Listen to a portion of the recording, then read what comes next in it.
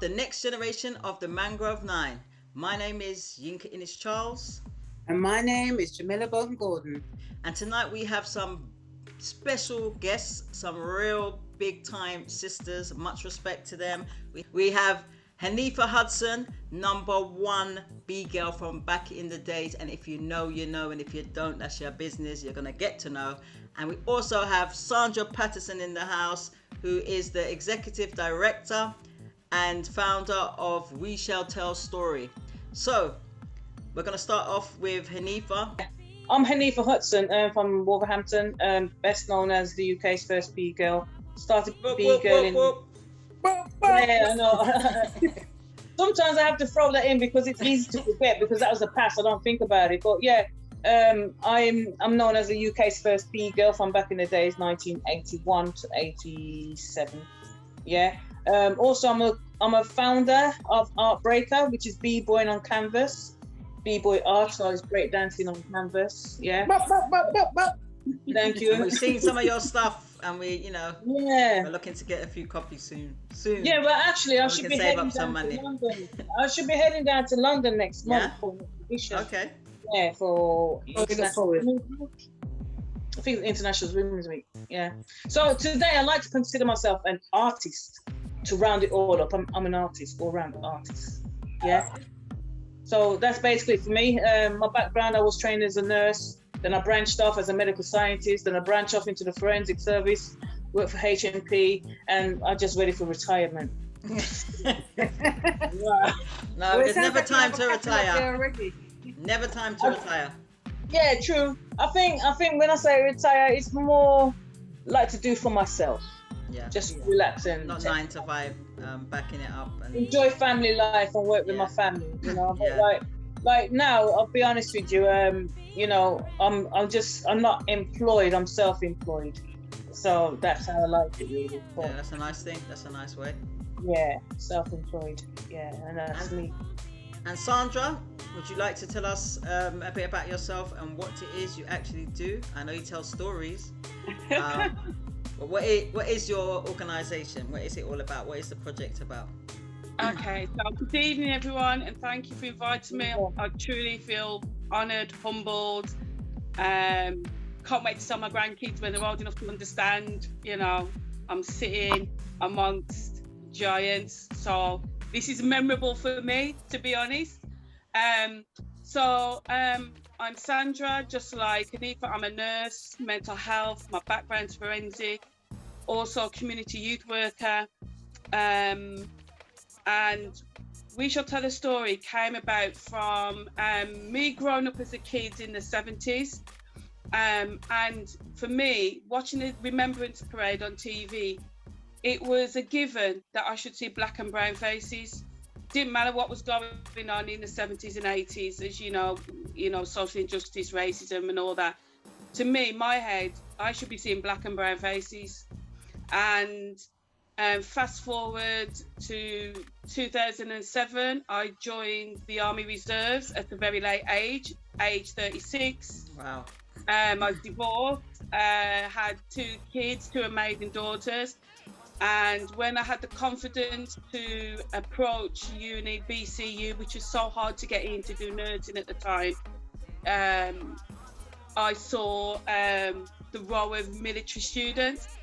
And growing up, there was 3 things I wanted to be. A nun, well, that ain't going to happen. Right? No, then you knew what nun meant. It is. So, yeah. In the army and a nurse. No, it can't happen now. She knows what nun meant. She's got 2 kids. I know. So 2 degrees is not bad. 2 degrees not bad. So because of the clause, my confidence really built. Working in placement, working with some amazing mentors. So I decided to walk into an Army Reservist Centre. In March the 3rd, 2007, and signed up and didn't look back and haven't looked back. So We Shall Tell Their Story, I felt because I'm a complementary therapist as well, so I'm on a spiritual journey. So I believe that the men that served for us, who are not being acknowledged, should be. So in a nutshell, that's what we shall tell their story about, and also the allies that did and formed a relationship with them. So by telling their stories, you know, it's bringing to the forefront the healing process, the educational process, the honouring process, and the commemorating process. But you know, it's funny, you know, Sandra, because even though you're my younger cousin, I look up to you, you know. Believe it or not. So you're talking about being here with giants, yet still I look up to you for the work you've done in the community. But listen, little cuz, I was watching you on the park, right? Yeah, I remember them days. Yeah. When we're coming from school, and then we got, yo, the B Boys, they're gonna be performing on the park, Heathtown Park, and we're like, what? So we're going after school, and we see the guys with a roll-up lino, and someone with a ghetto blaster, and then we see you, right? And then we see the guys in the graffiti, and everybody, you know what? That was just brought the community together. They didn't know if you're black or white or whatever. All we knew is the B-boy, B-girls are going to be there practicing. The sun was out, and we all in our school uniform sitting on the grass while you guys are spinning and flipping and body popping and all this business. Yeah. Trust me. So you say you look up to me. I sat there, even though I'm older than you, and I'm like, wow. You're my baby cousin, though. So on that note, Hanifa, so obviously the audience are aware that we've kind of said that you was number one B girl, and I think a lot of people from back in the days who know about hip hop know that you were the number one. Where's your family from initially? Ah, okay. Me, yeah? Yeah. My parents are from Jamaica. Okay. Yeah. And they came over to the UK early 50s. Oh, early. Yeah, early 50s. So Windrush. Well, yeah, but the thing is that my parents didn't come on the Windrush ship.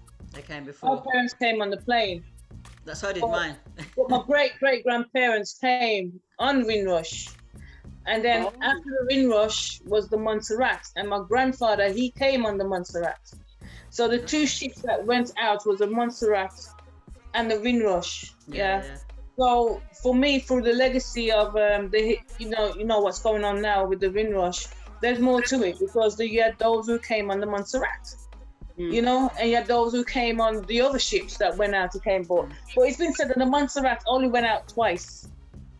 Okay. To come back, yeah. From what I was told, it only went twice, made two trips. But my parents, when they came here, they were very young. They wasn't even teenagers. They was very young when they came. When you say came here, where did they go to in the UK? Was it to Wolverhampton? Yeah, they came straight to Wolverhampton. Yeah, okay. Yeah. We had an influx of Caribbeans in Wolverhampton, you know, and it was recorded on the BBC. So you had like Bristol, London, Manchester, Birmingham, and Wolverhampton was one of the cities. Liverpool, you know. So Wolverhampton was one of the cities, but at the time it was a town. It was a very small town. And not many people realize this, you know, that we had the influx that came straight to Wolverhampton. Yeah. Well, you find that a lot on the BBC, you'll find it. Like, you see them at the entrance of the train station and the guards telling them to go back to where they come from.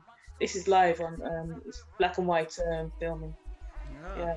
You find a lot of these situations arise because of the ports that you know, from the trading, you know, and within the last 100 years they set up these ports. Where was the closest port in to you guys? Because it's not in Wolverhampton, is it? No, so that's the truth. Yeah, yeah, that's Wales. I think be Wales, wouldn't it?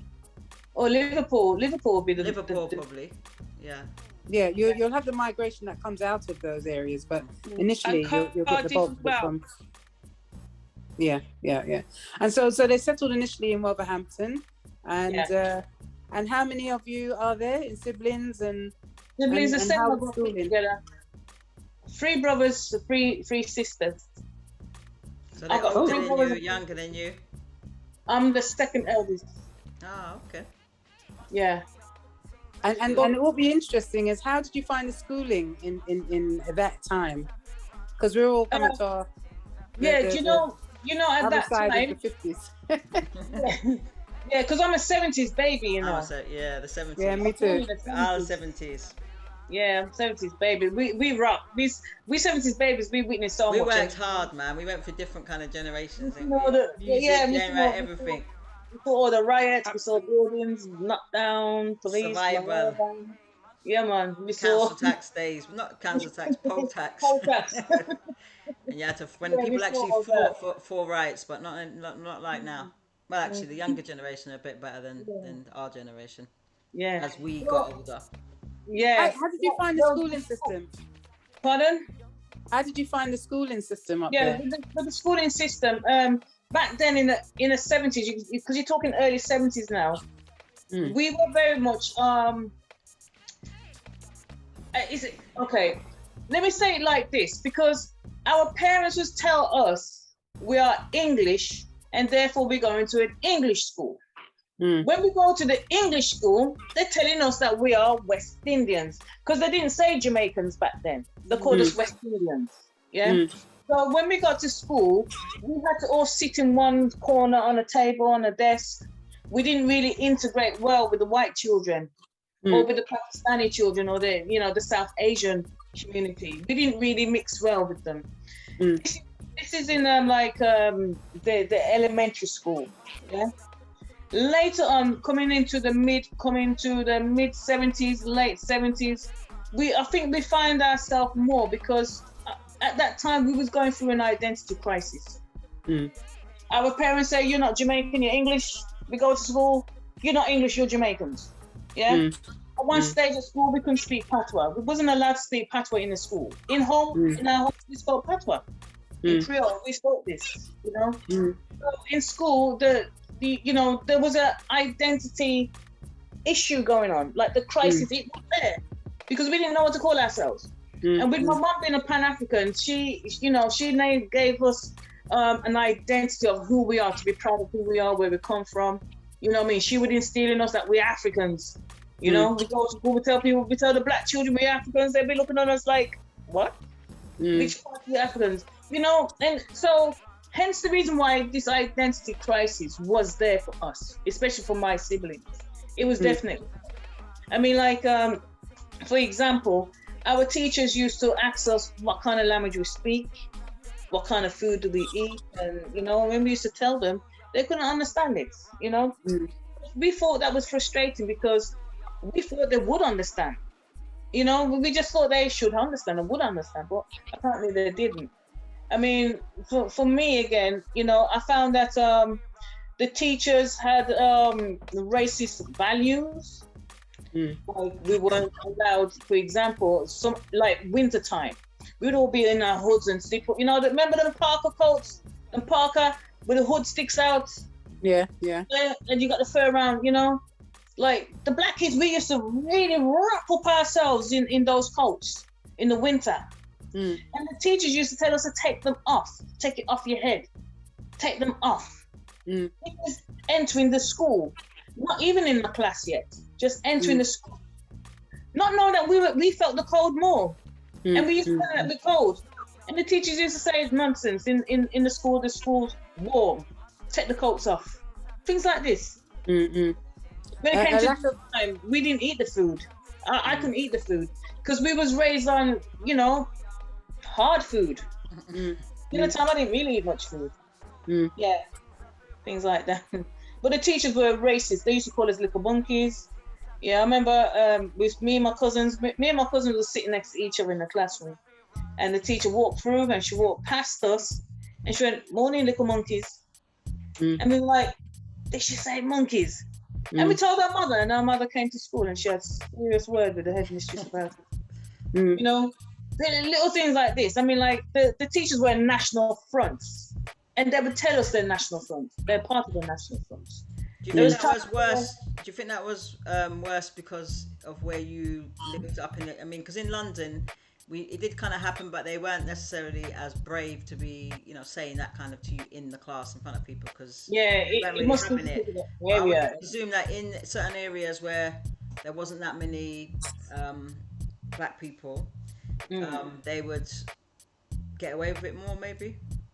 I think so. Yeah. I think because of the time as well, because we're the first generations where they're trying, you know what I mean? They're trying where they can, you know, limitations. They're testing their grounds, as you know. Yeah. I mean, for example, sitting in a class and the teacher telling you that they're NFs, they're National Front. Now that's very brave. And you have to remember. We used to have signs painted all over. I remember people painting the NF signs all over buildings. I even remember one time we were burgled and the people painted it all over our walls in our house. So that was, you know, probably the neighbours, but we didn't know which ones it was. And I kind of remember. Yeah, and I kind of remember the time because it was a time where they were due for elections.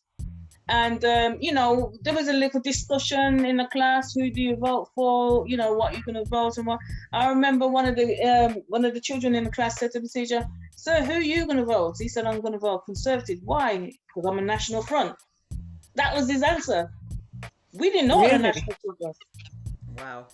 We knew there was some racist element to them, but we didn't understand what was a National Front. What's the link with the Conservatives? We couldn't understand. And this is in the mid-1975, something like that, right? Yeah. And we were young, we were kids, so we didn't fully understand. So Sandra, did you find the same kind of thing growing up? And were you born in Wolverhampton as well and stayed there? So I'm born and bred Wolverhampton. My dad, he's passed away now, bless him. He was from Hanover, Askerlish, Jamaica. So he's one of 10 siblings, and he married a 4'0" English white woman who represents a Rottweiler mold anytime we have to face racism. So my first experience, so we grew up in a very multicultural, so we grew next door to Sikhs, Irish, all sorts. So yeah, for my mum was Irish. The Irish so were very much around. Exactly. So for us, it's like, you know, we treat people how they treat us, sort of thing. But we all had that connection in terms of with discrimination and what have you. So I was born 71. My first experience of racism was when I was at nursery. I was 4 years of age, and my best friend at the time, she was singing a song and she was calling saying, chocolate drop, something like that. And I thought, oh, that's a cool song. And the reason why I remember it at 4.5 is the response of my mom. She had to go at me. I'm 4.5 years old. What do I know? Right? And she's like, why are you singing that song? Stop singing that song. And I was like, but me and my friend sing it. So not realizing the actual connotations behind it, and nor did she, because obviously she was taught that. I soon quickly realized growing up that I was different and I'd be treated different. So unlike with Hanifa in the school, I was lucky in the secondary school because there were pure black boys there, big 6 foot strapping black young men. So the teachers weren't that brave. Yeah. And the school was right in the middle of a very multicultural environment. So we had a very big mix of the community.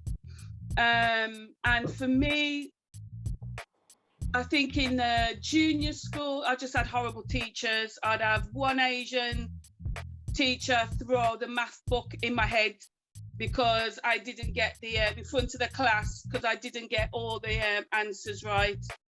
So he just dashed the book across the class and hit me in the head.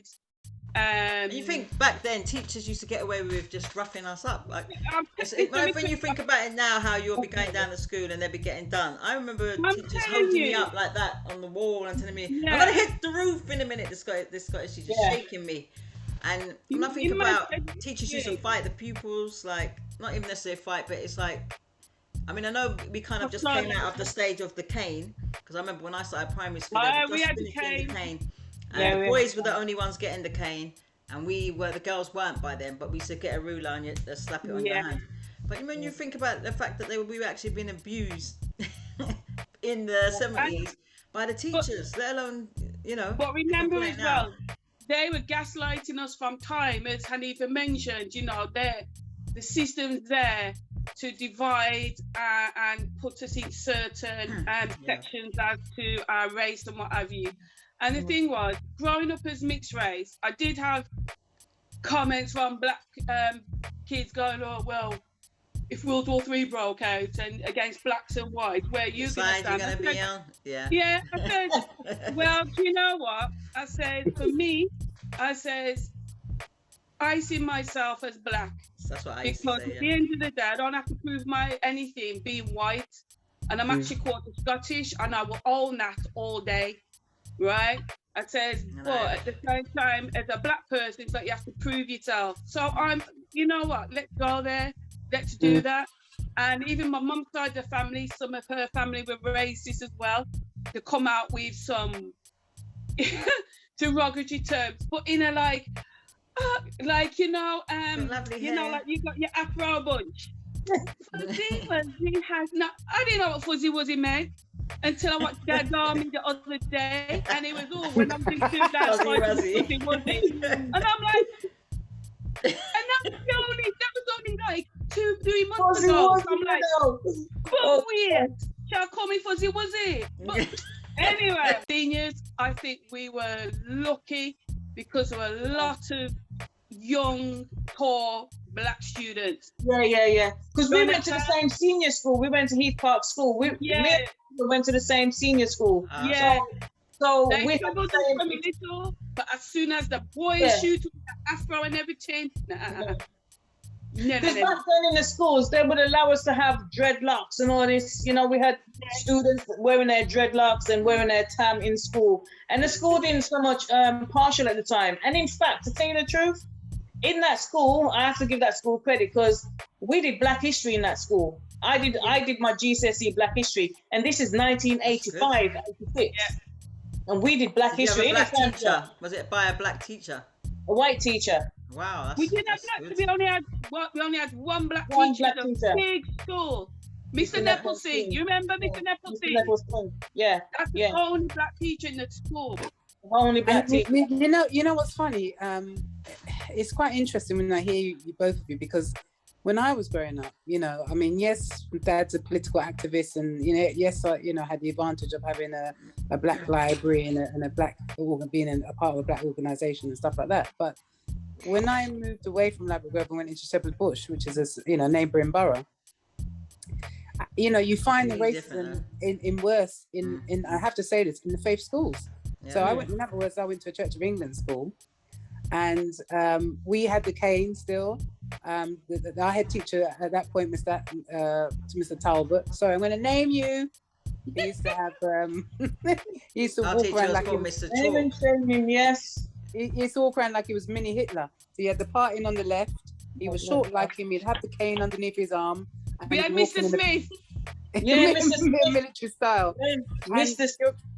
And you're right, it's a kind of universal undercurrent thing where they would go for the boys. There are 2 girls and myself. That we're told not to run down the stairs to go playtime when you come out of the classroom. You go down the stairs and then you use the corridor and leads out into the playground. Children being children, we're so excited to get out of the classroom. We start, as soon as we came from the classroom doorway, we started to run. Not run, but jog. We get called back, and I'll never forget her pulling, and this is what I don't understand. Why would you pull down somebody's underwear, obviously we're wearing skirts, to slap their legs? At primary school, where we were at the time, there probably was a lot of racism, but we kind of brushed it off or whatever went on. But I remember the boys being caned a lot, or rulered, the girls, and you just think you're being punished, and that was that. But it's funny you said that, because I found it worse in secondary school with the teachers, where they were just, because your character got a bit more strong. I found, and the boys used to get targeted, yes, we know that, but I found that so did certain females, and it was to do with your colour as well, but it kind of was your colour and if you're kind of strong character, because I had some friends that were, if you challenge them, were black, and they would just kind of be all kind of quiet, whatever, and never say nothing, and they would always be all right. But I used to always challenge things, So I would always get in trouble, no matter how light I was compared to anybody else. They would get me. And I always remember this one teacher, because since we're going on that note, because I'll never forget him. He was an ex-screw. And not because he was, but he really played the ex-screw. And he made it his point to try and always put you down. If you ever get in trouble, they try to tell you that you're going to be working in Tesco's, or I'm going to be working, somewhere. This is when you're like young in secondary school. We're not even getting to the top years yet to be worrying about what career, but trying to put you down from them. And I always remember this time when I was mucking around with my friends, because my friends would be all types of fellas. Like I didn't discriminate nothing. So I'd have black friends, white friends, whatever, but we all moved together in our little crew. So I always remember we was messing around on the table. You sit in your canteen, you have your night. Remember the big fat biscuits? I don't know if you lot used to have them, but I love those big shortcake biscuits. Everyone used to have them in secondary school, didn't you? I love them, yeah. And then the hot chocolate, and then you're sitting down. How girls were at that age, you're trying to kind of show off a bit, not just for the guys, but you know what I mean. It was like, and we were all kind of messing about. Someone spilt their hot chocolate, and then everyone just starts screaming, messing about with their biscuits, and it all kind of turned messy. But there was all of us. There was about 6 of us messing around at this table. And I always remember the one man coming, because he didn't like me anyway, because he thought he could always be racist, and I would never let him, because I'd be just like, really? No, I don't think so. I'll be down, like you answer back, like you're not going to break me. And he just turned around and said to me, he grabbed this dirty, remember they used to have the manky cloths. There were always dirty manky cloths that they gave you to wipe tables with as well back then. Even when you're doing your art or whatever, it was always a smelly, grey, dirty manky cloth. So and when you wipe the table's more dirty. And then, so the guy, he slams it down, he says, clean the table. So I said, excuse me? And he said, you, come here, you, clean the table. And I said, why am I cleaning the table? I didn't even do anything, because I wasn't even the one that mainly poured the drink and done whatever. I said, they all done it, why am I cleaning it? I said, you, clean the table. So I said, no, I'm not cleaning the table. So I remember he grabbed me and he tried to push me down on the table with the cloth. So I just turned around and said to him, you know what? I ain't cleaning no table for you. And I said, I'll tell you something now. I ain't your slave, yeah? And I said, I'm not cleaning no dirty table. I don't know who you think you were, because there's other people that were there with me, and you're picking me to go and clean the table. Who you think I am, your slave or whatever? And I remember saying to him, and you know what? I ain't doing nothing. And I said, I'm going home, right? And I said, and I'm going to tell my mum. And I said, you know what? My mum's a white woman, and when she comes back, she's going to tell you the same damn thing. And he goes, yeah, come here now. So I remember marching out the school. And not as you do, because I wasn't always in trouble. Don't get a bad reputation of me. But that day I wasn't having it, because I just thought that's discrimination. Right? You're picking on the one person, and it's all white. Everybody was there, and why am I getting this dirty cloth to clean the whole canteen table? So I marched all the way home. When I got home, I told my mum, she marched down to school, because my mum was very much for don't take, she was equality, no discrimination. My mum's a white Irish woman. She loved black, any colour. And she ain't having it for her mixed race kids or anything like that. So she marched all the way back, and then I remember he was in the office, and so she really had to go at him and said, don't you dare think you can tell my daughter to do something like that, and the rest of the people you left, and you didn't make them clean the table, and blah blah blah. And then I remember him standing there really trying to lie, to really try and get me into trouble, thinking that my mum was really going to listen to you when it comes to racism. And I always remember the head of the year, Mrs. Jenkins, who was a lovely lady. She used to love my sister, my older sister, because my older sister was like a student, and she was in the choir and opera and everything, so she loved her. And she said, I believe that Yinka could ever do such a thing and whatever. And I always remember the man's face, because that we came from a good family. My mum was strict, so we weren't no riff-raff. When we're going to school to be able to, because we knew that if we done certain things, and the teachers can just call our parents, they don't even have to deal with us. They just go and tell my mum that I done something at school, and they knew I was in trouble when I got home, so they would kind of warn you. Do you think your mum would like you to behave like that, or your dad? And then I always remember like that kind of, it always sticks in my head, this racist man, because not because of that one incident, because he would always say these things. When he couldn't win you, like, oh yeah, you're going to end up working in the low life Tesco's, you're never going to get your grades. They try and break you. And they didn't like the strong mind person. So yeah, that just really brought back a memory.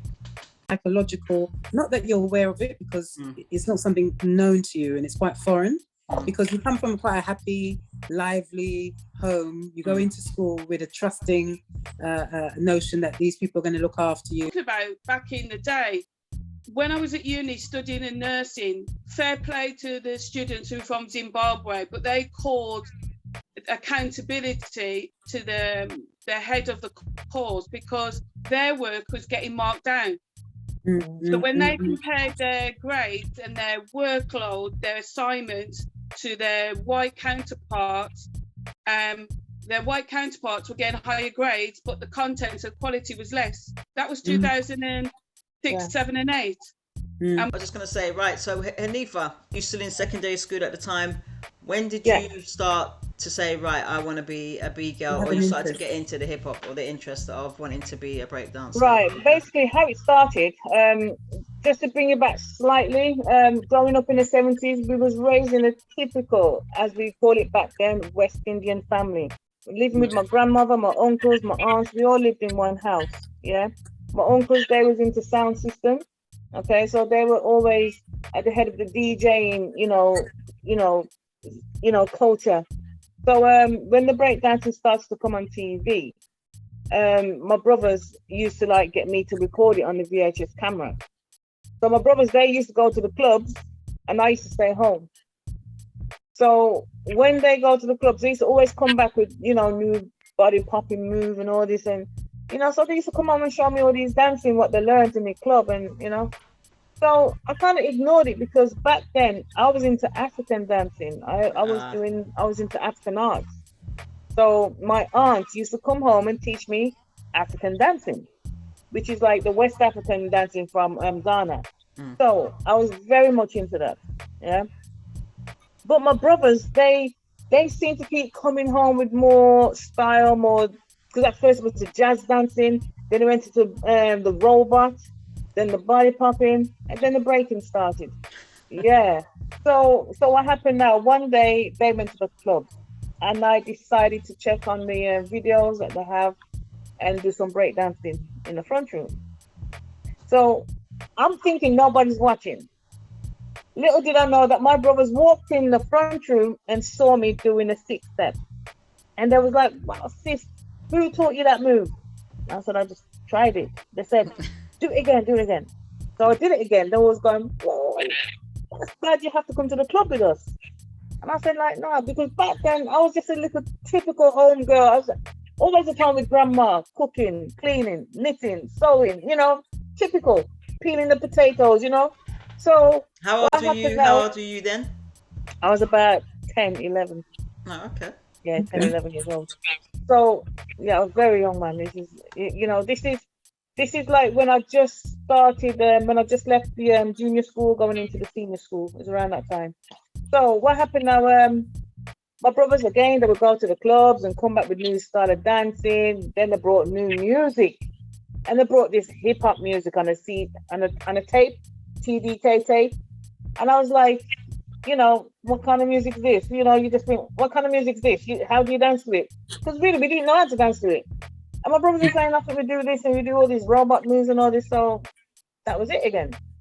So again, when my brothers used to go to the club, I used to go and play their CDs, well, not CDs, tapes, and then I used to start breakdancing, and they came and saw me breakdance for real, doing a foot step and all this, and they said, sis, do that move again. Do so what did you used to practice? Next time, did you used to you practice? do a freeze. So Pardon? did you used to practice?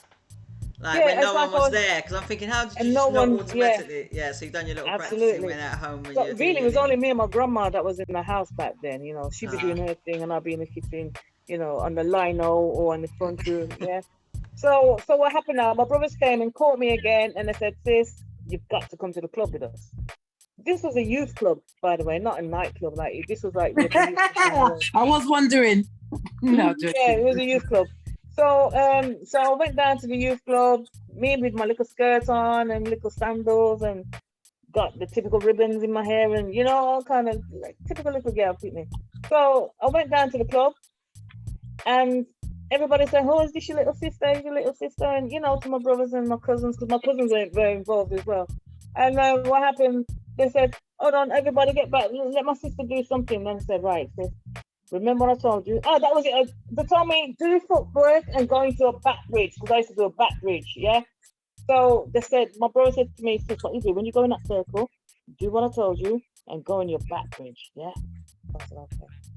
I went in a circle, or the cipher as they call it, did my footwork, a little back spin, and then I went into a freeze. the back bridge. They went ballistic. They went crazy in the club. All I remember was noises when I stood up. And my brother said, come in.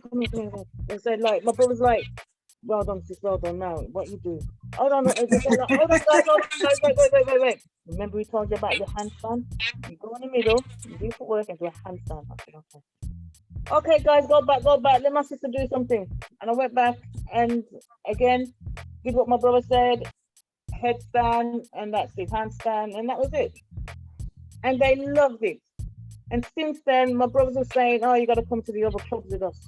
And then my brother's friends were involved and said, oh, bring your sister. And I think, man, I don't know. I wasn't into it. I wasn't going out and, I didn't bother with all that. And then one day we at home, around the dinner table, and my brother said to my mom, we want to take her out to a club. What kind of club you going to take her? Where you going to take her? I'll take her and pick the girl, So they said, no, we look after her, we take care of her and what have you. So this club that they took me to was a bigger club now. And when they took me there, it was more adults, it was more like 15, 16, 17-year-olds. To me back then, they're big people, And again, done my break dancing there, and that was it. It started there. Everywhere my brothers went, they just took me. Everywhere they went. And that's how it started for me. So what was the name of your crew? The first name of the crew was the B Boys. But later on, after learning about the B-boying culture, we learned that B-boying is the name of the dance. But the name stuck because back in the 80s, we were known for TV shows. We did a pop video called Electro Rock. We've done quite a few appearances on the morning breakfast shows. Because I remember one time seeing you on a show. I remember we used it in one of our videos as well, that we done one little hip hop video for AWOL, me and Johnny D from AWOL collaboration. And you were all wearing Kappa tracksuits, yeah? You had a red Kappa tracksuit, I think. Was it that way? Yeah. And then they had blue Kappa. What was that all about? Because I was trying to watch it thinking, did they just say to you all get all different crews? Because you weren't with All Stars and them. So how did you all get together to do that? Right. Show? So what happened then, so my brothers, they left the crew. But me and my younger one, we decided that we're still going to keep the crew. So by then, it was 1985, where people started to audition break dancers for pop videos. Yeah. So we went for an audition. But for an audition, we needed more members in the crew. So myself and my brother went around Wolverhampton and recruited people. Hence the reason why Goldie joined our crew. People keep thinking that I was in Goldie's crew. Goldie joined my crew. So you heard it on our show. Yeah. Goldie was in Hanifa's crew, yeah? Yeah. Let it be known. Tell it as it is. Yeah, exactly. Yeah.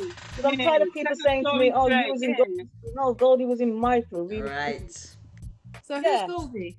Goldie, Goldie, the Teeth. He used to be a beatboxer, graffiti artist. Oh, Goldie, yes. Okay.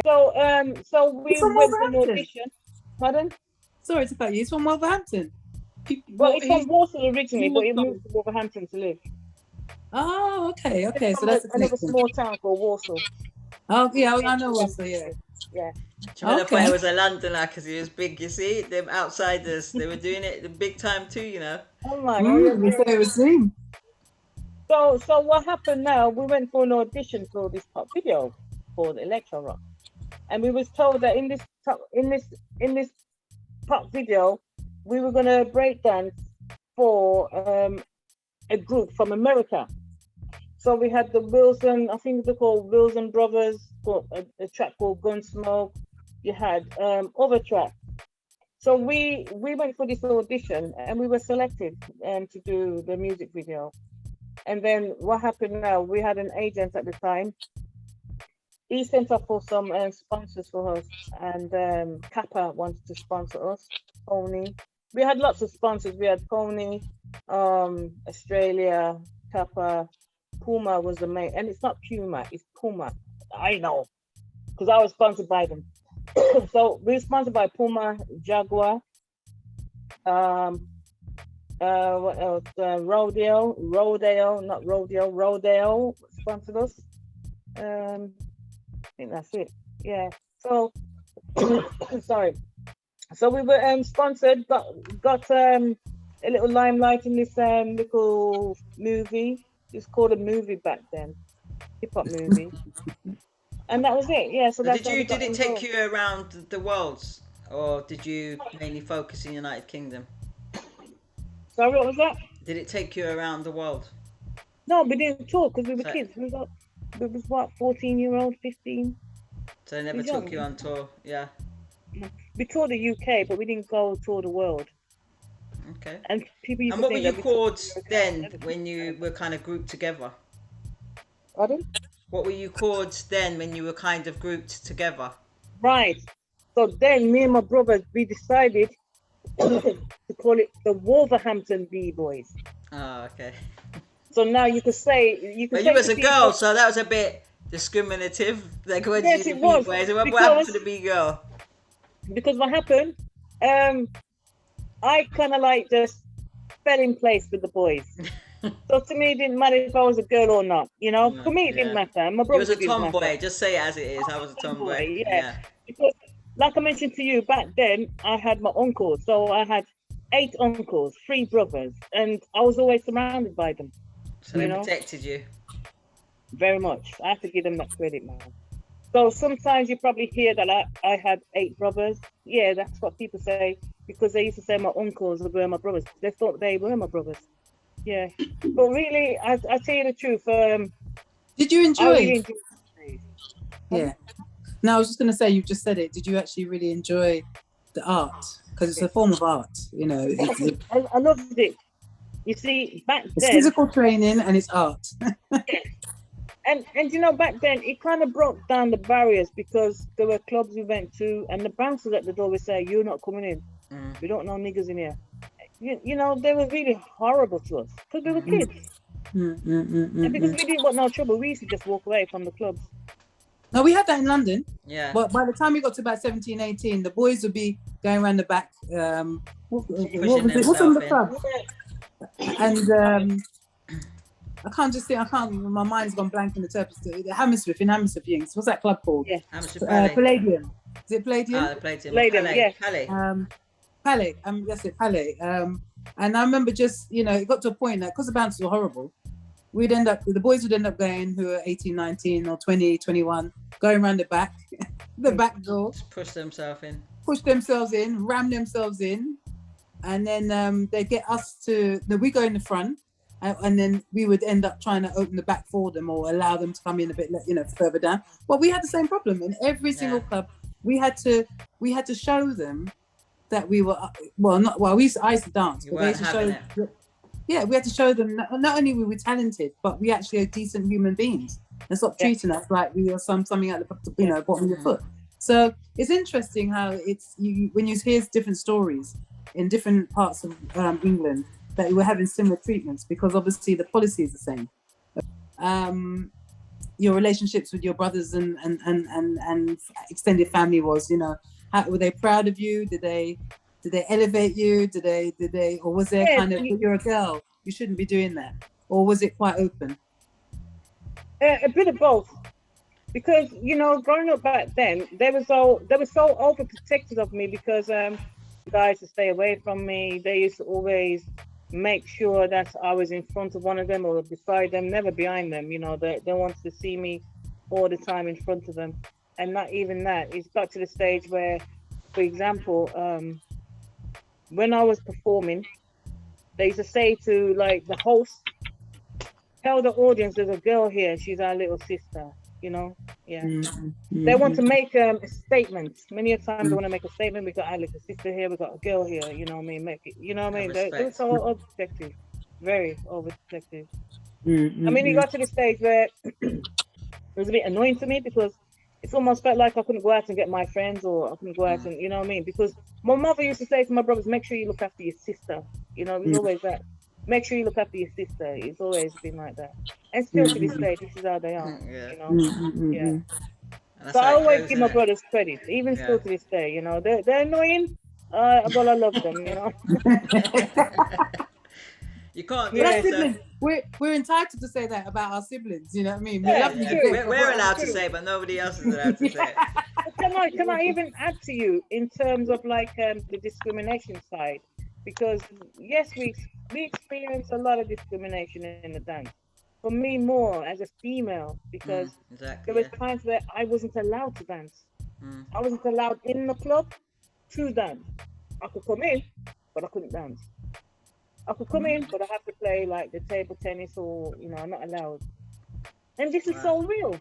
And there's times where my brothers had to have words with them, like the owner of the club, really, say to them, oh no, she's our little sister, she's a little girl, listen, leave her alone. Because by then I was wearing tracksuits, I had a baseball cap on, so I looked like a little boy, but they knew I was a girl, and they felt like she can't dance.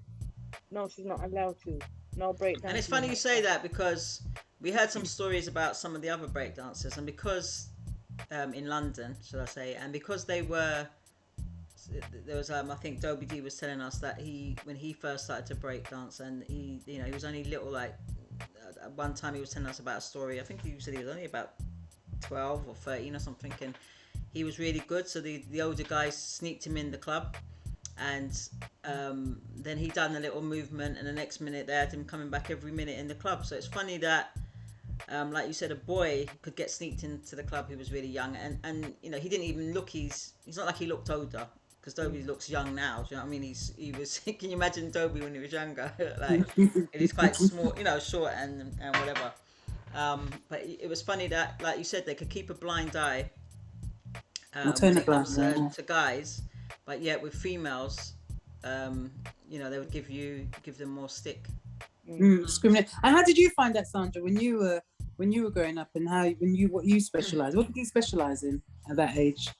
Tender age of a teenager of 18, 17? Well, nothing really, because I was elderly. So there was me, my brother, my sister, my younger brother.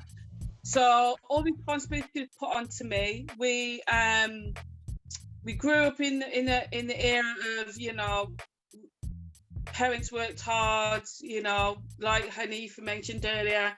We dared the teachers ring up because we know we get beaten and things like that.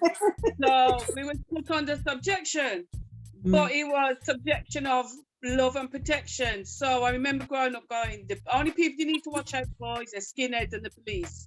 That was it, right?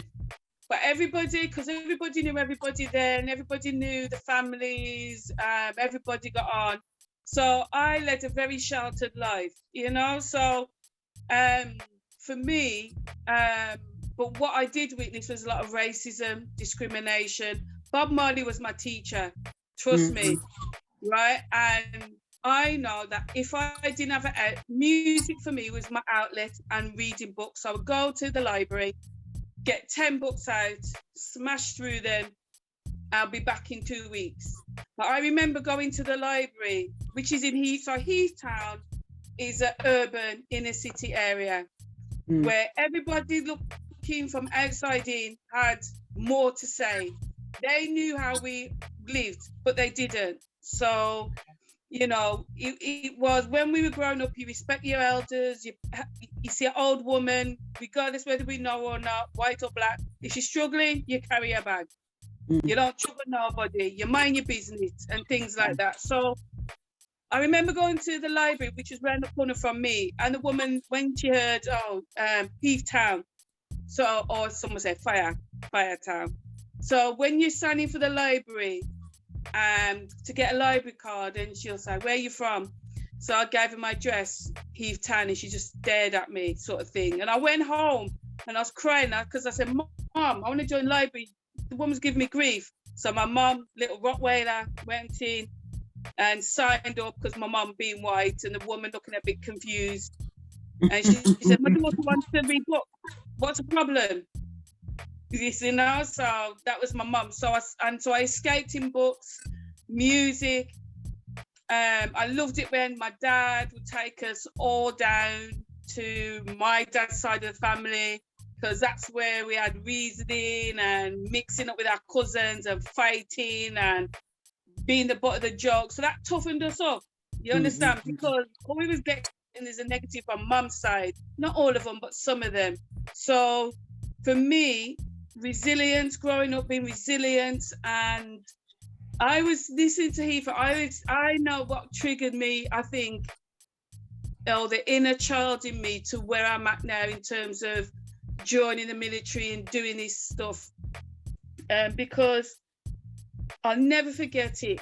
So as we was walking to go to the park one day, so it was my dad, my mom, my dad's a tall black man, my short white, then the four of us, and there was a Wolves match on.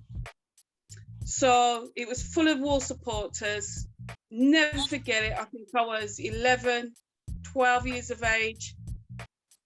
And as soon as they saw us, and especially my mum and dad, oh my God, the coach was tipping from side to side as they all started jumping up and down. Every single person on that coach was doing that, bar two. And they were jumping up and down and making monkey noises. And I felt so sad, and there was tears in my eyes because my dad just looked, and I was like, I was torn because Roots obviously had come out as well. So that was it. I was militant. That was it.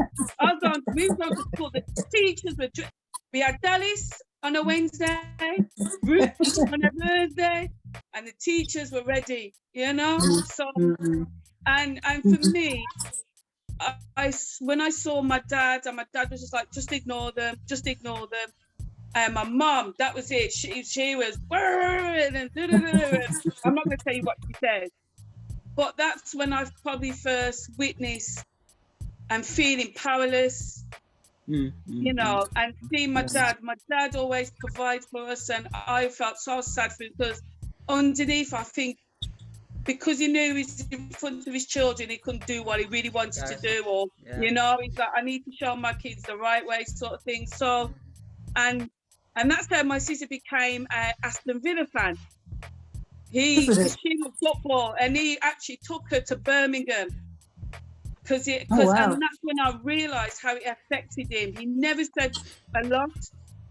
So when I walked on that pitch in the Wolves Stadium, Remembrance Weekend in my number 2s with my colleague, and they were all standing up, and I thought, I just looked, you know, this was 2017, and I thought, yeah, this is one's for you, Dad. But how many of these old supporters could have been the one jumping up and down on the coach? But it's so vivid, so vivid. So for me, I love history. I love stories being told. I love telling stories, but it has to connect with me and my community, or my age group, or my gender.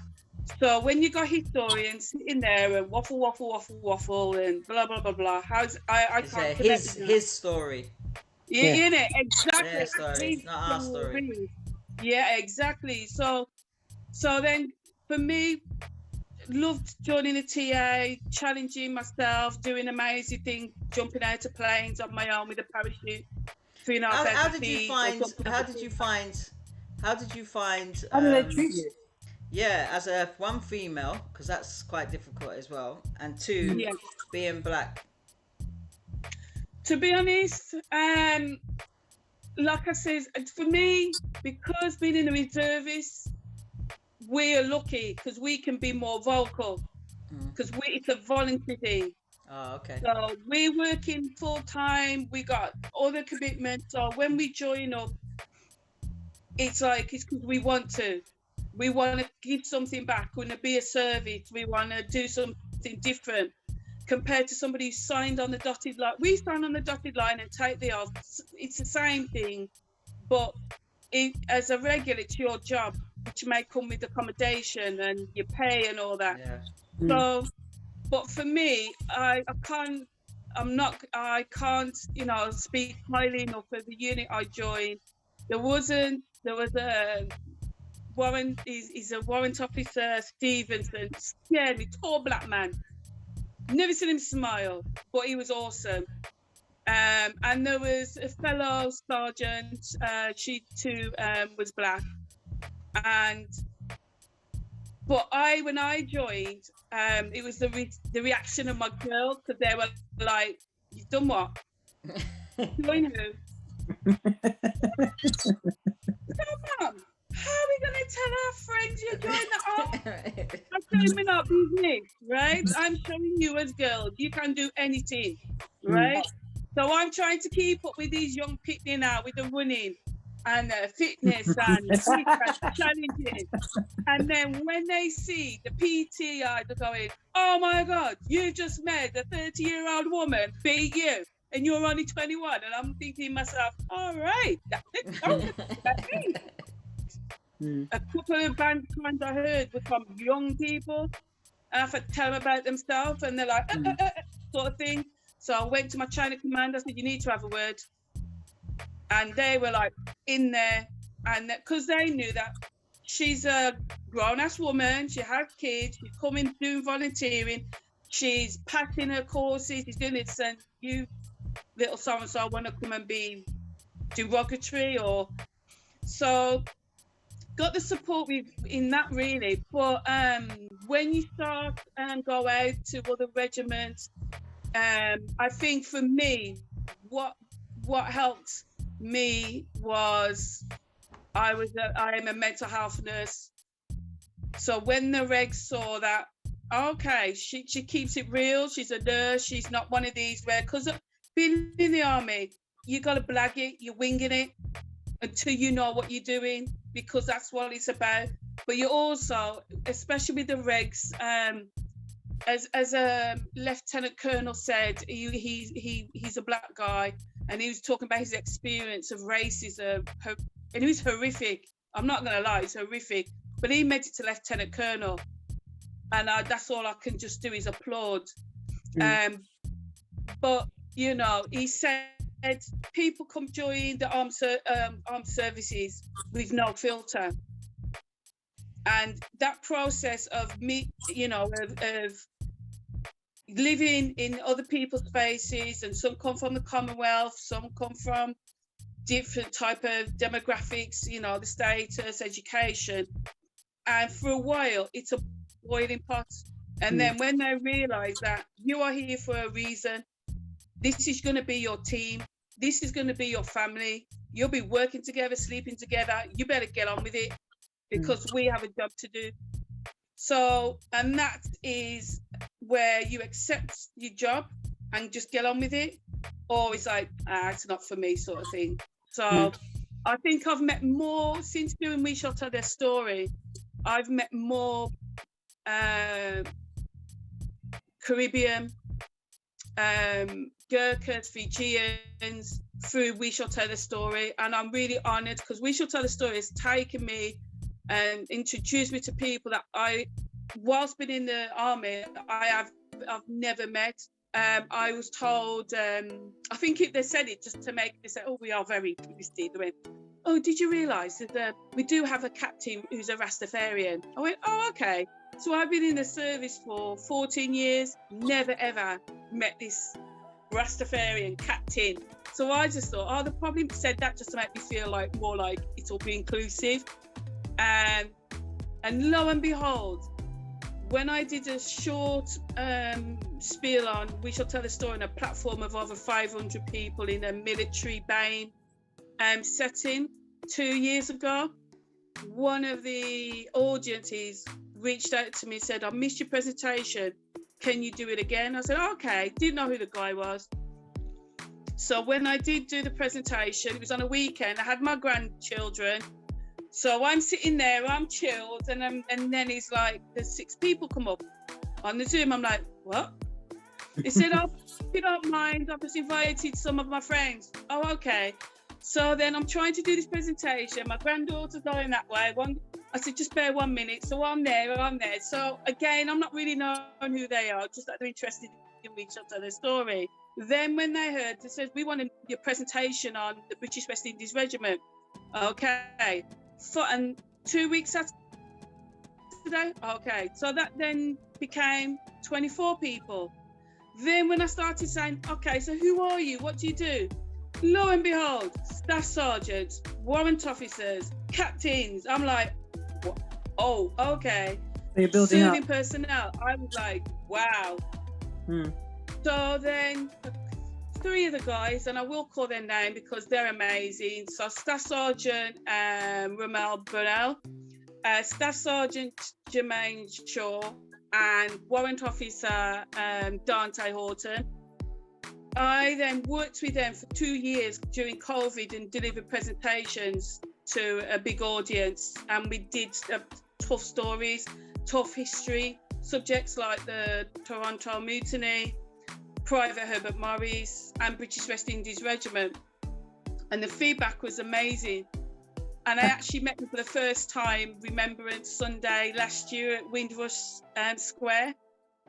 And it was emotional because you haven't actually met each other face to face. And oh, sorry, I just wanted to say, I find it also quite interesting, or I mean, I don't know how you see it in your perspective, but, the recognition for our Black war or people of colour, war veterans from World War One. I mean, England is obsessed with World War One, World War Two. There's certain demographics of their history that they're absolutely obsessed in, whether it's Tudor, whether it's obviously the commercialism of slave trade, and then you've got all the elements of World War One and World War Two. There's always the most fundamental things that you would learn in English history. Sorry, I wish they would learn about, if we're going to talk about Rome anyway, I won't even go into all of that. But how did you find, and how do you think it's getting better, how they recognise in their war stories or museums Black contributions to the war?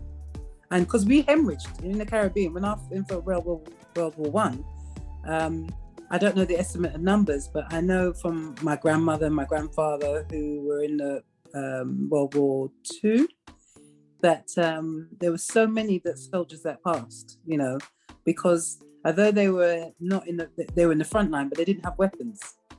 Okay, all right. So this is the thing for me, and this is what gets me really frustrated, right? People only this is why I do what I do, because like the British history, they take the strands that will make them look good, okay? And our men did fight, right? Through all my work that I've collected, put together, right? Okay, for example, because someone said that to me the other day, and I was just like, okay, so I'm going to just read something out to you guys, right? So we have some World War One is the battle honours. So that means the different fronts of where they fought, okay? Mm-hmm. So for the West Indies Regiment, British West Indies Regiment, their battle of honours are as follows. Ypres 1917, Messines 1917, Polygon Wood, Broodzendyne, Pola Capelle, Passchendaele, Pursuit to Mons, France and Flanders, the Somme, Italy, Rumanor, Egypt, Battle of Gaza, El Mughar, Nebi Samuel, Jerusalem, Jaffa, and Battle of Megiddo. That's the battle that the West Indies soldiers fought on. There are pictures of soldiers with weapons. The thing is, and again with the thing is, these guys were trained to fight. They volunteered, weren't conscripted. And the thing is, the king recognised the Commonwealth and says those men are just as good enough to fight along with the European soldiers. Kitchener didn't think that. He didn't like that. But hey, the king said, we need to get men in. These guys volunteered, they travelled, they paid their way. And the reason why I tell their story is, no matter how they're treated, as a soldier, because I'm torn, because I'm coming from a person of colour and a soldier, right? And we don't do victimhood. We don't do, we know what we're doing, we know what we're going into. You got a problem with me, with a fellow colleague soldier, they deal with it and then they move on, okay? So a lot of them then, we talk about leadership. So even though the king says these guys are worthy, we need the guys because we're losing through the battles, as you know, with the numbers. But then it filters down to your CO, which is your chain of command. So the commanding officer, who are leading. So you've already got the officers who are there because of status or because of networking. And when these guys are ready to fight, it's like through reading books, it's that colonial mentality. So we're going to give a black man a gun that he could use on us. Well, he wouldn't use it on you. He's there to do a job, but that's their mentality, right? So that's the reason why the Americans had the same thing with the Harlem Hellfighters, exactly treated the same. But instead of them going, blah, blah, blah, blah, they just cracked on with it. And being in the military, if you don't feed your soldiers and if you don't provide the basic amenities, if you can't provide the ammo, the food, the equipment, if you can't provide the tracks so that the vehicles can get your teammate, your teammate. I've met groups of people who do these type of projects, and I can feel their pain. Some are really angry. We can be as angry as much as we like, but we want people to hear their stories. We want people to listen. Yeah. So what do you help? They didn't deal with the mental health issues. And then even when in this country, you didn't deal with the housing issues for them. They didn't have the jobs for them. So it's a bit like the Americans and Black American soldiers and all the rest of it. And then that happened though. It was with everybody. It wasn't that's what I was about to say. Because I remember seeing a lot of people that we've had to deal with mental health as well. And if you see a lot of homeless people, white, black, orange, not orange, but all different colours, and they all seem to have the same, amputated legs, and you see them homeless in the streets. And I found you're talking about soldiers. Yeah. You're talking about soldiers. Yeah. So I'm just saying that it's like you found that a lot of them were kind of left when they came back. Considering they went out and fought for the country and they were protecting everybody's lives, you would think they would come back with, being honoured with free housing. Because in Cuba, for instance, because anyway, I'm going to that. When they look after their regional. So when they go and they do what they have to do, those people get free housing. They're so looked after for representing and fighting for their country. So it's funny when you go to other parts of the world, like England, they're supposed to be so wealthy and and yet they have people that go out and fight for their country, and then when they come back, these people, like you said, they have that mental health issue from what they've seen, people being killed. Who knows what the hell they went through. But not only that, because my stepfather and a few of his family, they were also in the war in Vietnam, and they saw it was crazy, right? And so they were saying even things like in those days when they was making people go out to fight, they were making them take drugs.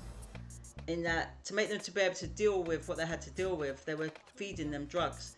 Now, a lot of people don't understand. So a lot of people don't understand that the reason when they're coming back and they're in such a state, whether it's alcoholics or mental health, it is about what they've seen and what they've fought as well. But they've also, a lot of them became addicts through the pressure of what they were giving them to go out, to have the courage to be able to kill people and things like that, and to be able to deal with it. So that in itself, regardless of the person's colour, how they're fighting, and you see it here, you see the unjust of the people that come back to England, and you see them all homeless on the streets, and you just think, people go out. Well, that's what I'm saying. But every year you have poppies. I'm just saying, this for me, it's just like every year they have a poppy, and they all say respect to those people who fought in the war, and they give them that little once a year honour and everything, and then you think, well, you do all that, but why are you leaving these people for the rest of the year? To me, it's just a bit I'm not saying it's hypocritical, but it is in a sense. So it's good that you're doing it your way to tell stories, because there's a once a year honour. Get the poppies out. And I do respect all the people that fought for their countries, or and anybody that does whatever they do.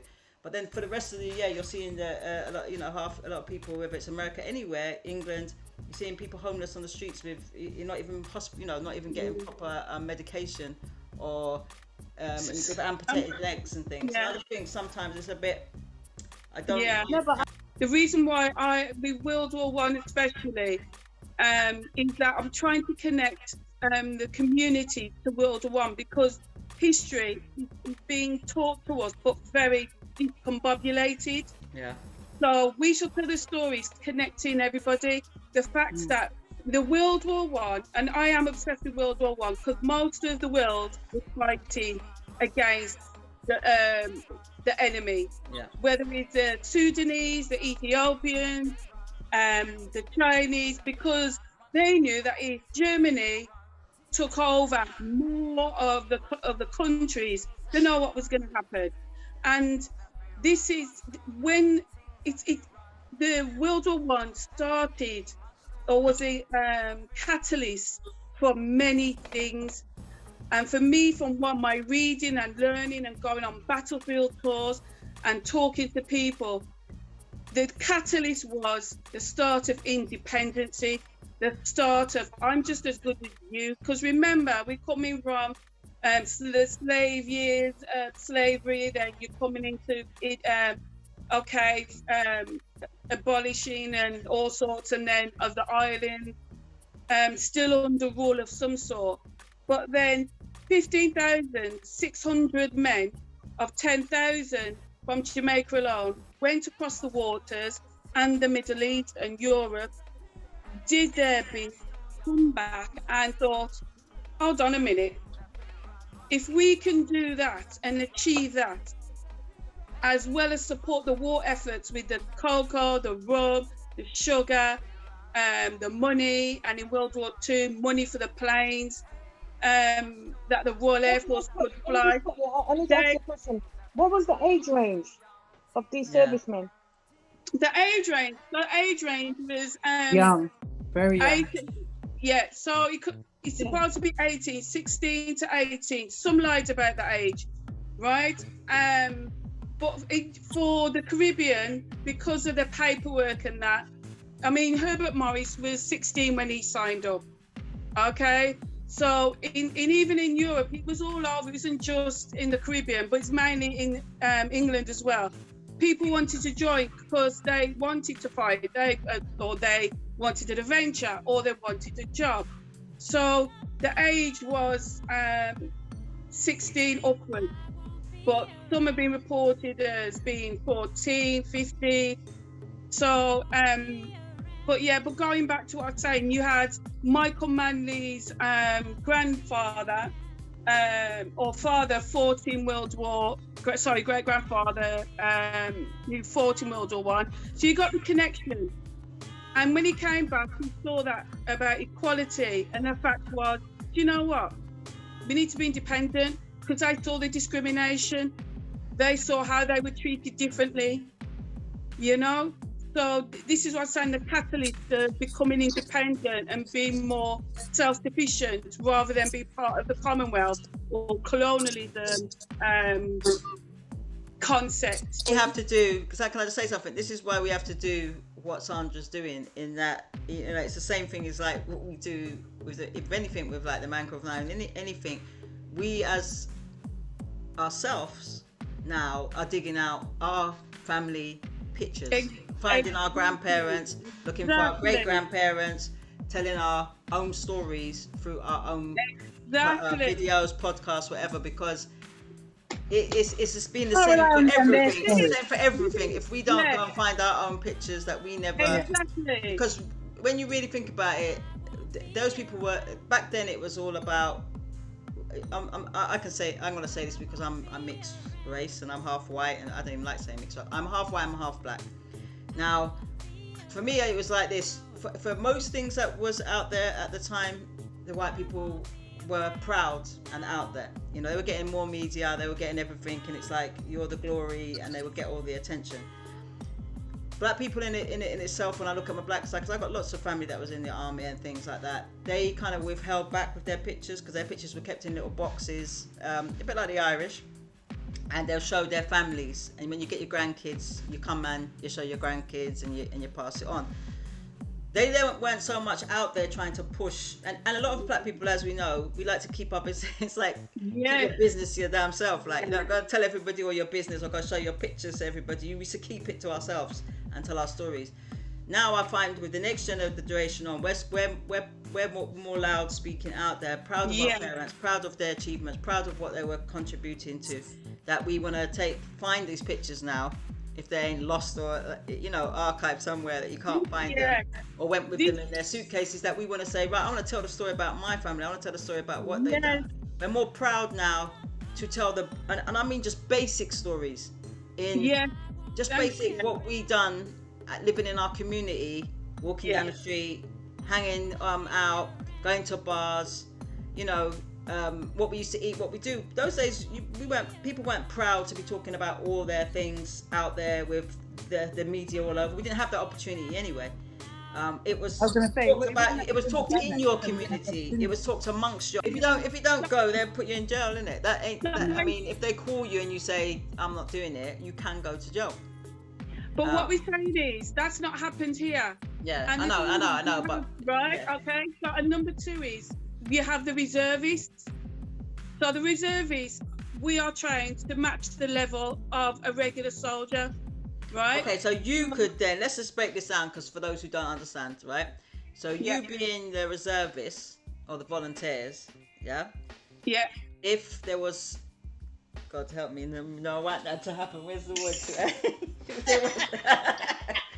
Yes, I've got glass. If it was to break out tomorrow. Sandra, you're causing trouble. No, but I'm just saying, I just want to find out how it works, right?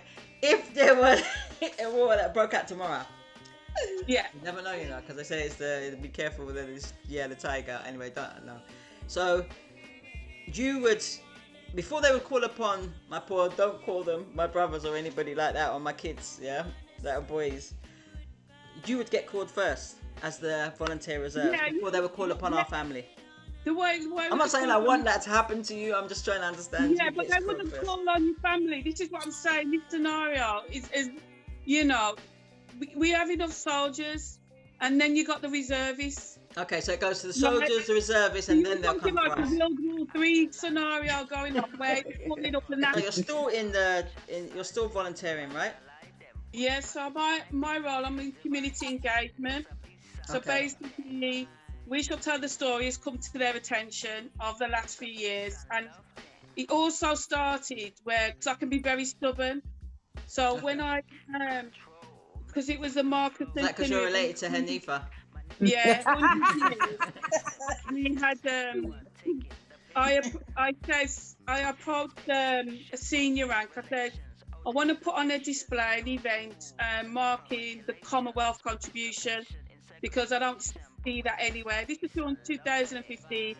And then I said, I've been researching. I might have had a family member from Jamaica. And he went, oh yes, British West Indies, the Labour Corps. And I stood there and I was like, wow. So I said, no, they're not the Labour Corps. They're actually called British West Indies Regiment. He went, oh yeah, but their job was labouring. So I stood there, I felt the back of my neck go hot, my hair raised, and I stood there and I went, so can I do it then? And he's like, yeah. And that is 2015. So in 2015, is that still the mentality? Yeah, it gets passed on, doesn't it? Through the then I'm going to change that. Yeah. I am going to change that.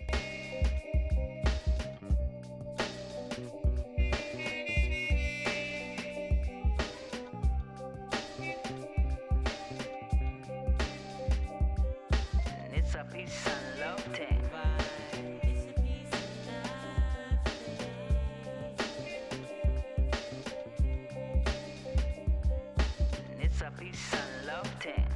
Let's say that we are with Hanifa tonight at her exhibition, Social Deaf.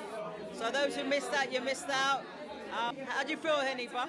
Yeah, I feel blessed, because the fact that I've got people to come and recognise my new art form and identify the meaning of the art form. What made you start thinking that you want to paint? The first thing is that I was getting tired, because when I used to go on tour, because I started the tour in 2005, and I've been out to breaking for so long, and it got to the stage where, when I used to go to events to be a judge, I used to do judging, and it got to the stage that I was getting a bit tired because as part of the tradition and the culture in b-boying, whenever there's a championship or a competition or a battle, the judges has to throw down. The judges has to do something, you know. And it's got this. Pardon? What's throw down? Sorry, my ignorance. We have to go down and do some breaking. Some breakdance. Oh, okay. It's like a ritual you have now. to kind of show that I'm the judge and why I'm the judge. Yeah.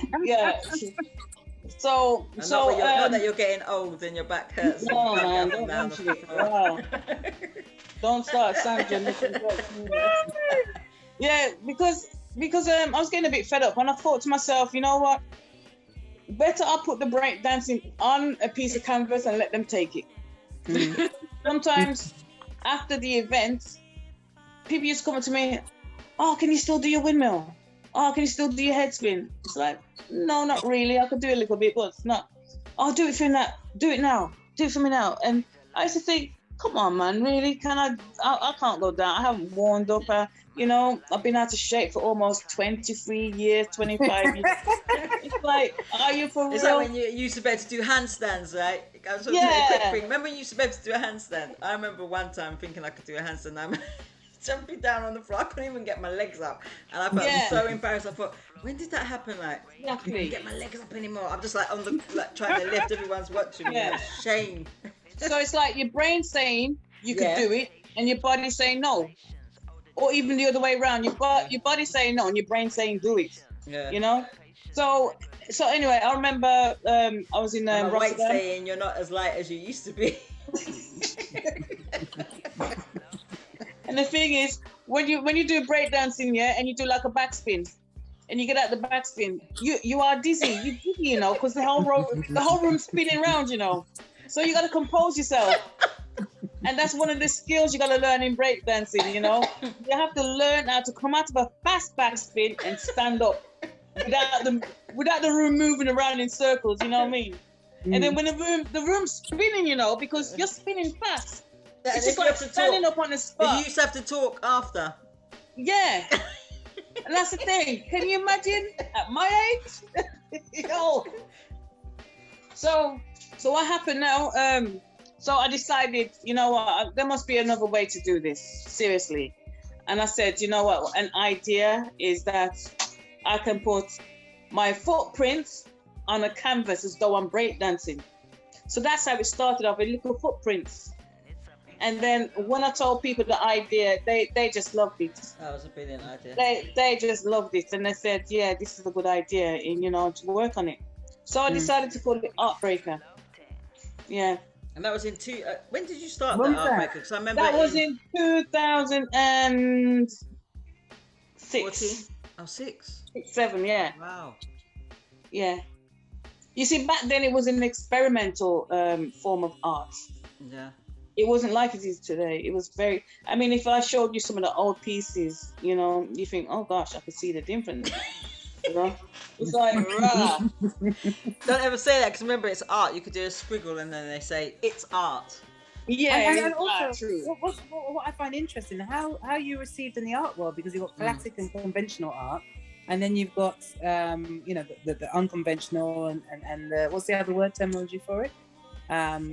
For contemporary. Abstract, sorry, art. They call it abstract now, but it's also because like you were saying, in 2006, you would have been this style of you know, the canvas painting and like I'm making a joke, but you know, it's not really squiggles, but you know, people can do little squiggles and colours. And it can be amazing. Oh, I don't mean that in a disrespectful way, but you know what I'm talking about.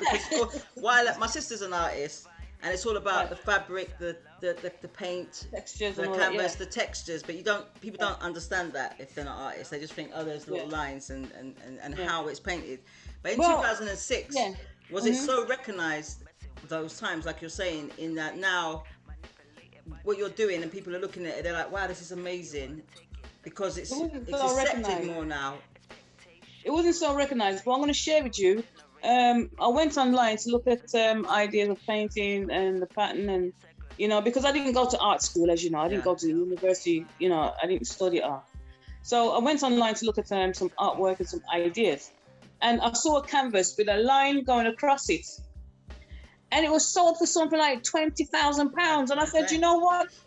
I said, you know what? I'm going to have to get mine.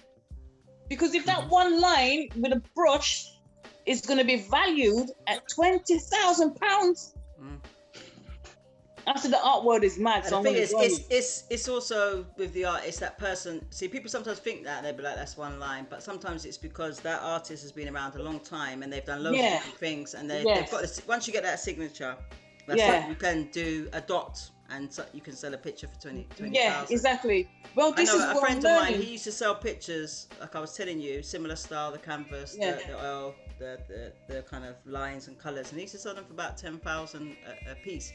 But we just saw it like that. But he actually had been an artist for many years who kind of made his way to them doing that kind of style of but your paintings, definitely. I think. But you know what I find interesting?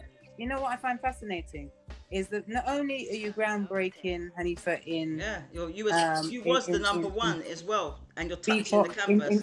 So there's two things. One, that you're young, you're a woman, you know, with groundbreaking dance and beat pop and break dancing in general.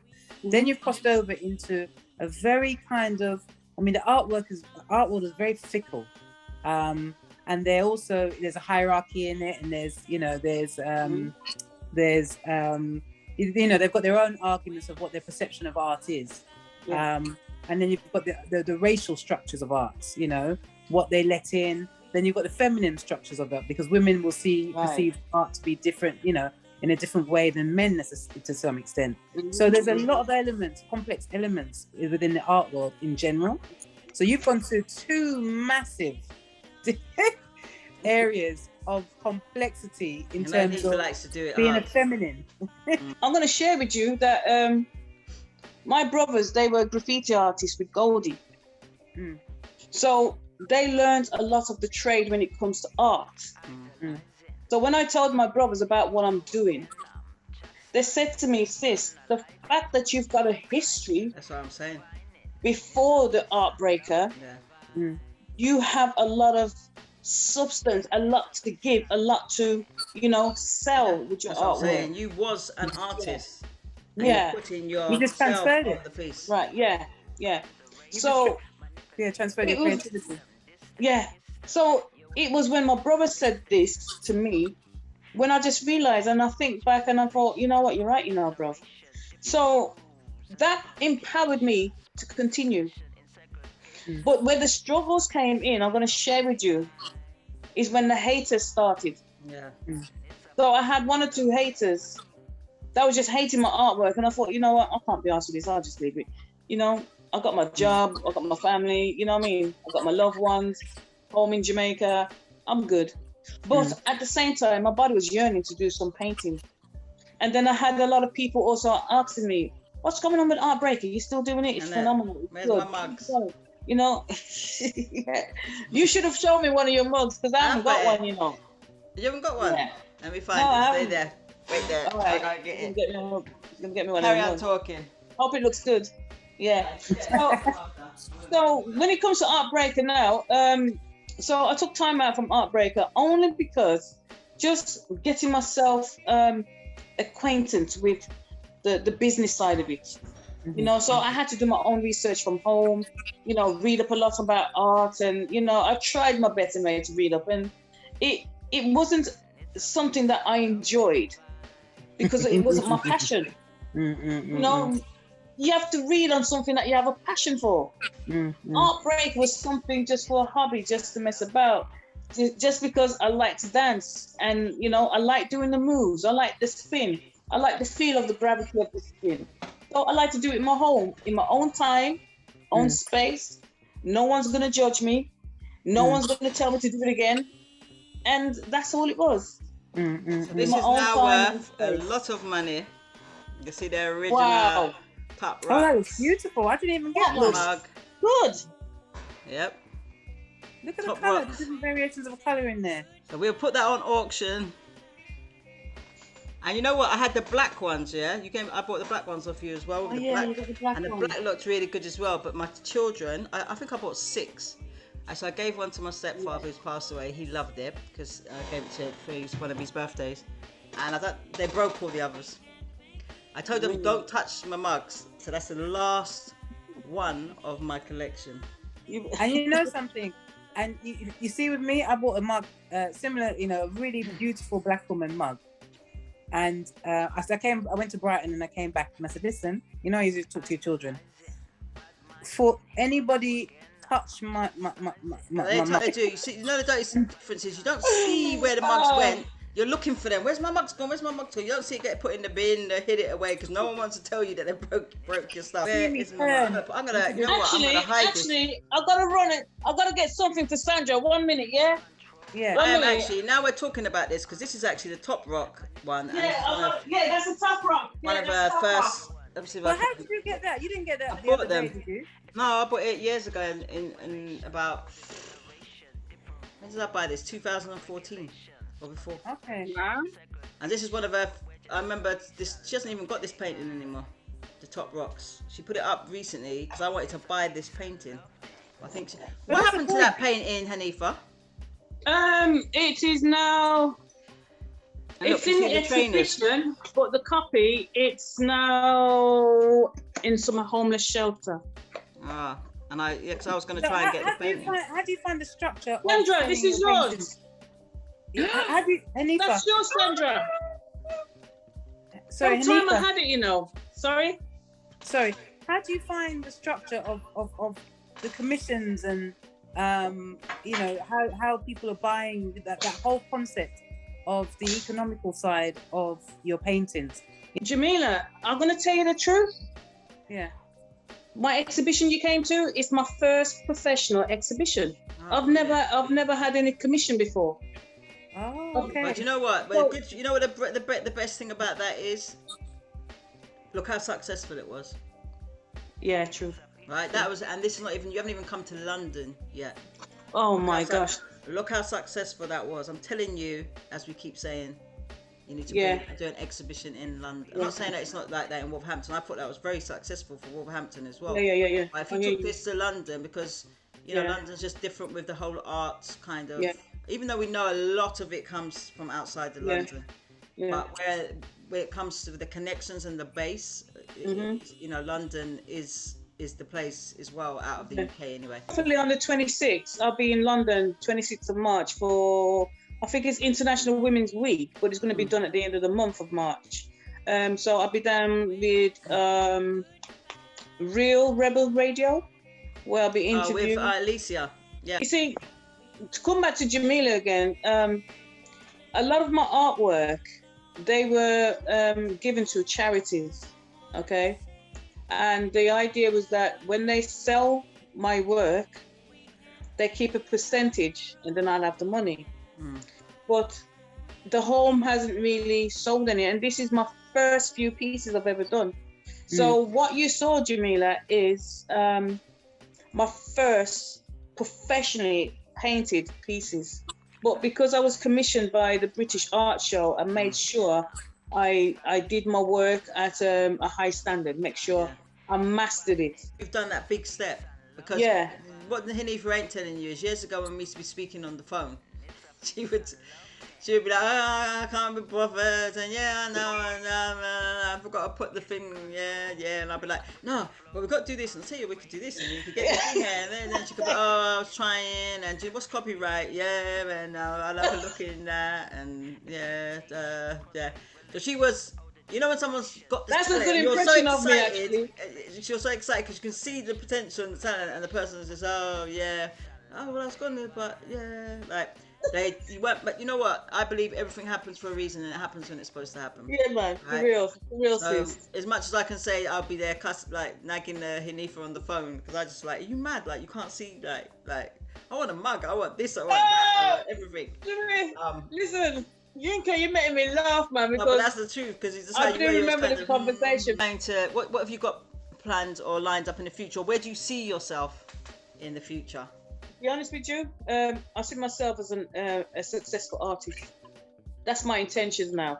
Since that exhibition that you three of you came to, my eyes are opening up even more. And my intention is to be my own boss, my own self, be in charge of myself, my life, when to take the day off, when to go on my own annual leave. I don't need to ask any boss for anything. You know, I just want to be my own boss. And I see myself in the next few years as a independent artist. God willing. And Sandra? To be honest, it's funny, Hanif, because we seem to be running parallel. I actually had a meeting today with somebody from the Wolverhampton Voluntary Sector Council, and I said, listen, everyone's coming to me and going, what I'm doing is great. You need to be doing boom, boom, boom, boom, boom, boom, boom. But nobody's walking me through it. Nobody's mentoring me through it, right?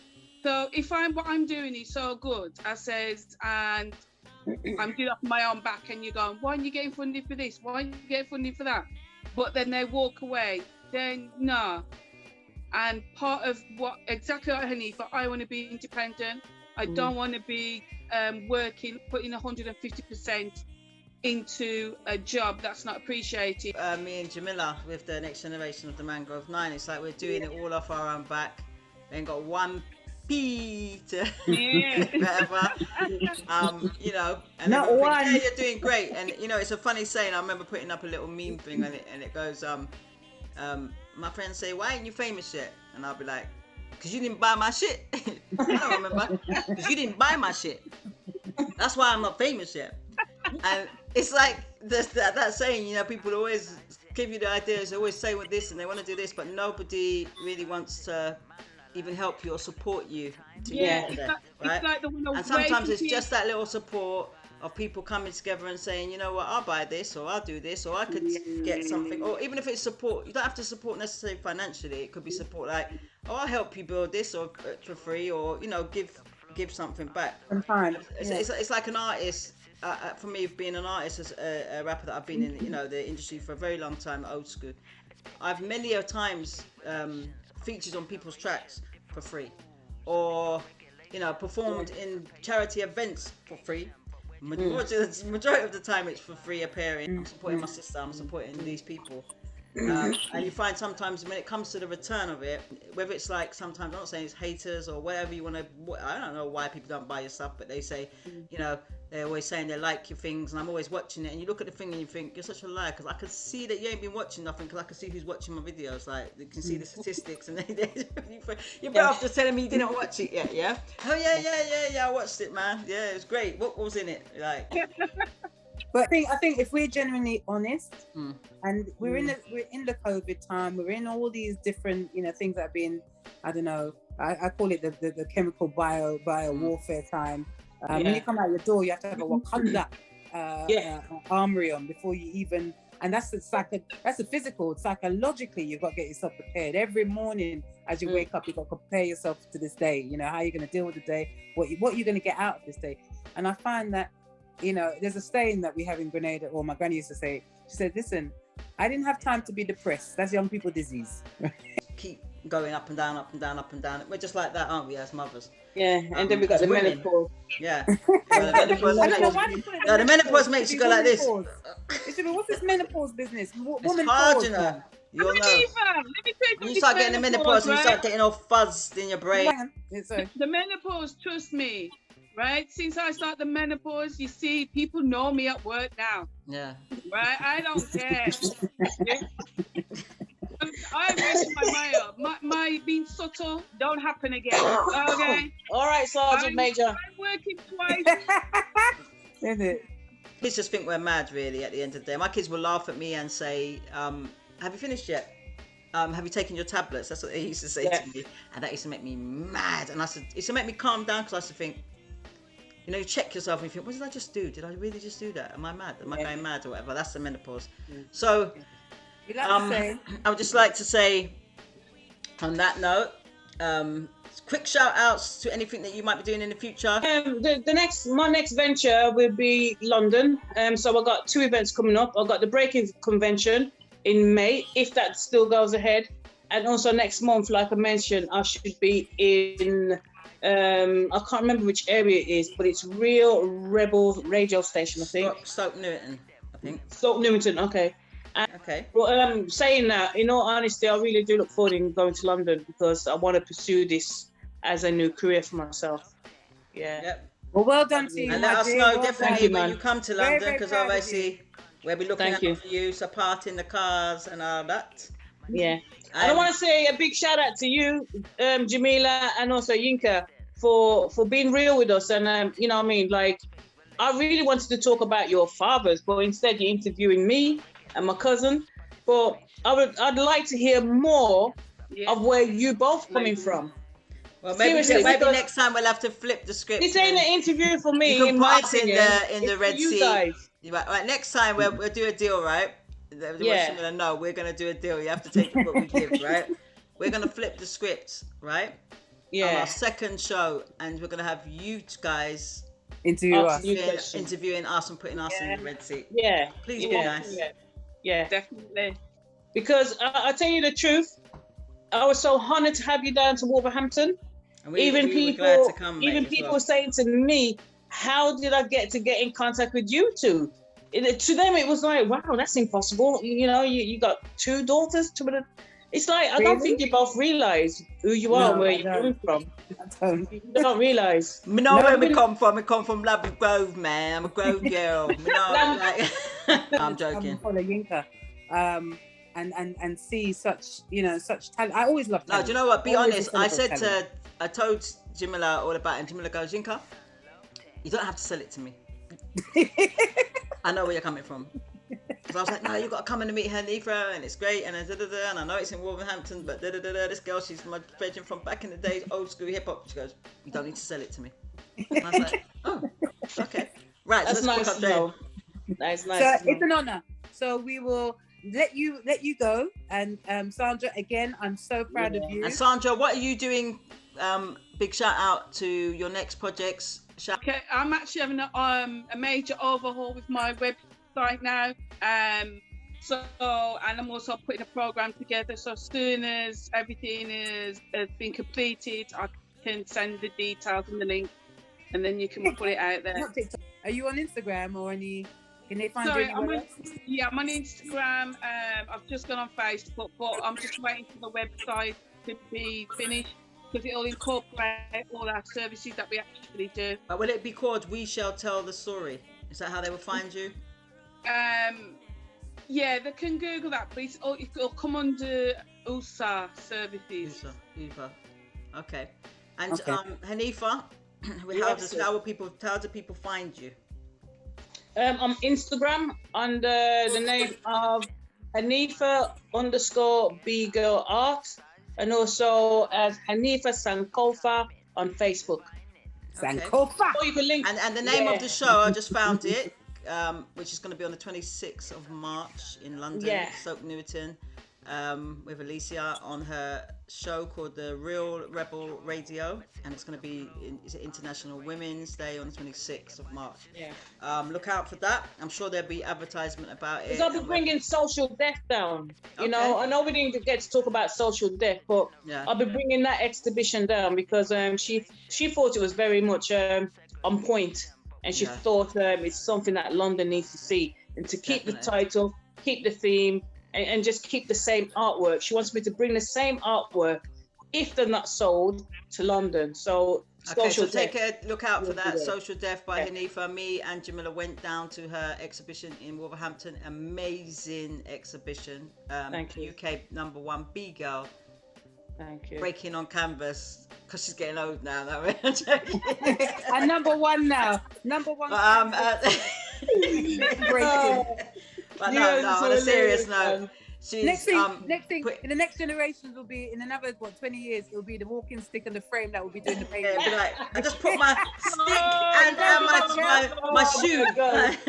Listen, you girls are terrible. Spin it around. With my gosh. Give mum and dad our love. Yeah. Yes, I will, because I'm watching the time, because it's.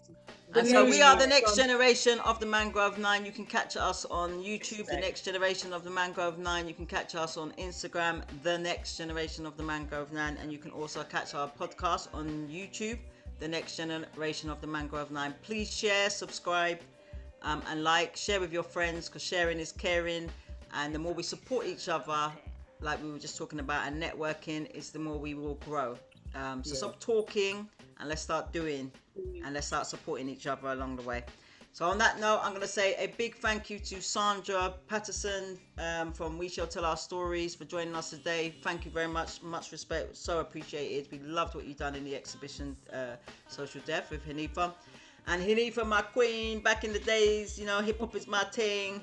Number one, you know, B-girl in the UK. Respect, right? man. Who is now starting to paint on canvas. You have to see her paintings. They're amazing. And she's also taken a movement with her paintings called Social Death. First one was in Wolverhampton. We went along. It was amazing. And now she's coming to London town. So don't miss out when she's here. We will keep you posted and let you know when she'll be in town. And also with Sandra, when she starts to branch out on her social media platforms, we will also promote Sandra's We Shall Tell Our Stories, because we think that's amazing also. So a big thank you from me, and a big thank you to my sister before she cusses me, because she's waiting for me to not say it so she can cuss me, Jamila. So Jamila, would you like to say your goodbye? Yes, and again to my sisters, thank you so much for giving us your time. Thank you so much for treating us so well when we were down there. And I look forward to our new ventures in the future. And I'm sure there'll be plenty more. And I just please celebrate and financially contribute to our well-being. And overcome your menopause. Oh my gosh, don't mention peace that and word. love to everybody, and One thank you love, for guys. supporting us all the way. And remember, the next podcast is on YouTube, right? Yeah. Right? Yeah. Right. All right. All right. So take care, everybody. Thank you for Take care. One subscribing. love. Next Peace generation, out. and peace and love. Love. Bye. Bye. Take care. Take care. Bye.